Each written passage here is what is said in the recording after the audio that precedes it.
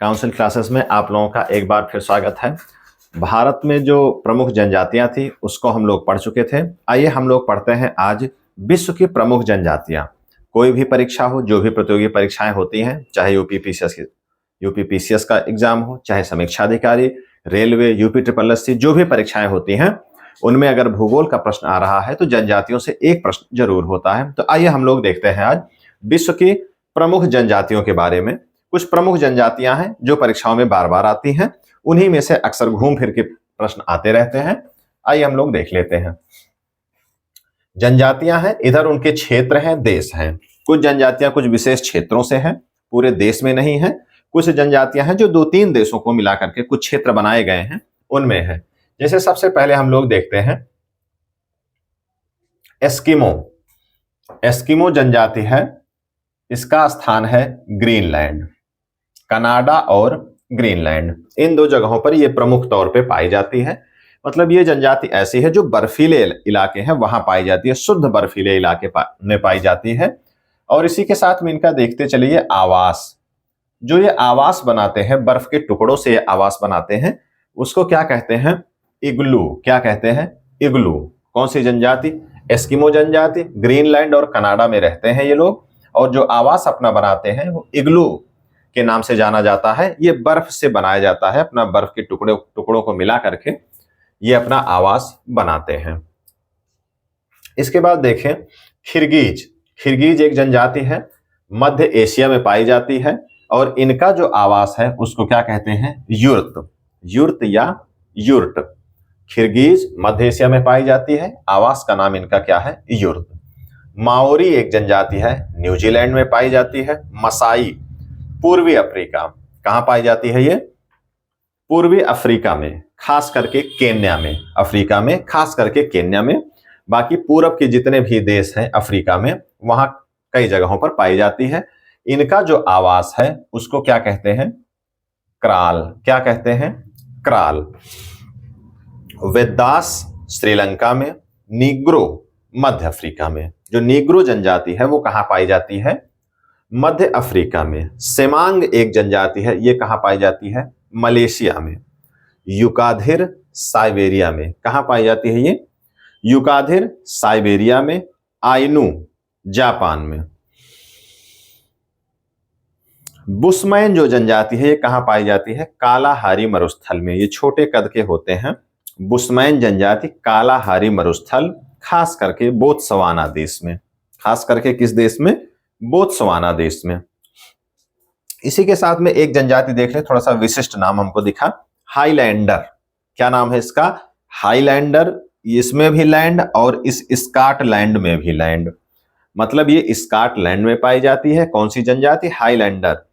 इसमें भी लैंड है और इसमें भी लैंड है, स्कॉटलैंड। इससे आप याद कर पाएंगे तो आपको याद रहेगा।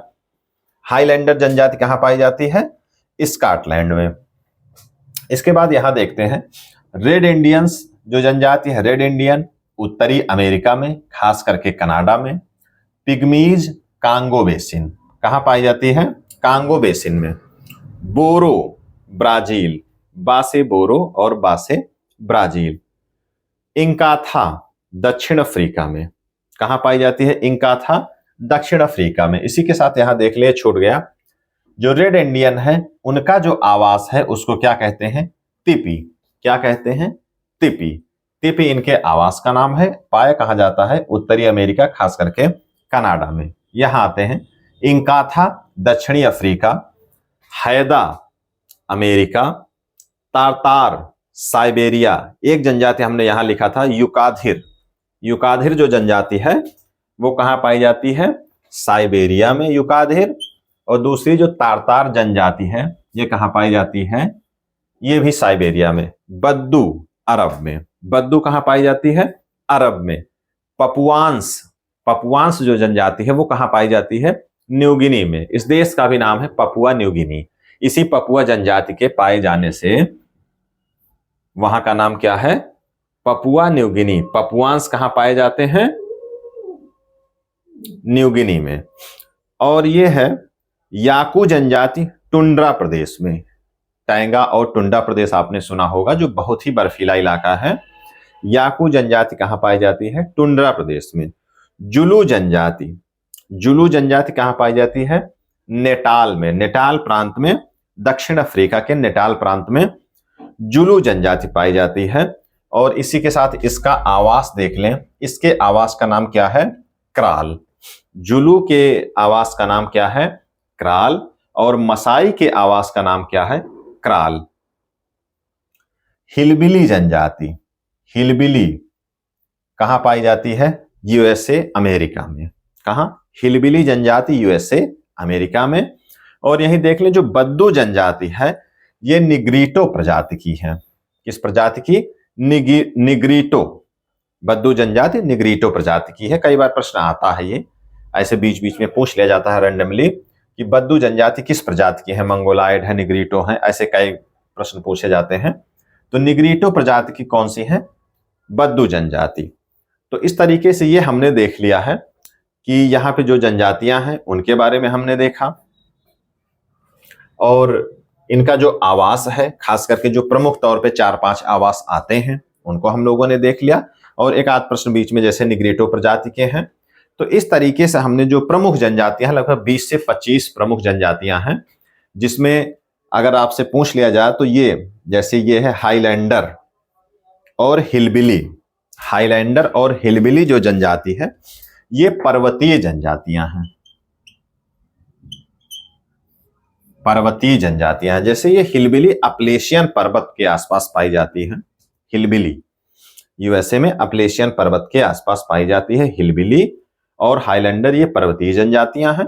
और सारी जो जनजातियां हैं वो मैदानी इलाकों की है। मैदानी का मतलब है चाहे वो मैदान बर्फीला हो चाहे ऐसे ही हो। तो इस तरीके से हम लोगों ने 20 से 25 प्रमुख जनजातियों को पढ़ लिया है, जो कई बार परीक्षाओं में आए हुए हैं या इनके आने की संभावना बहुत ज्यादा है।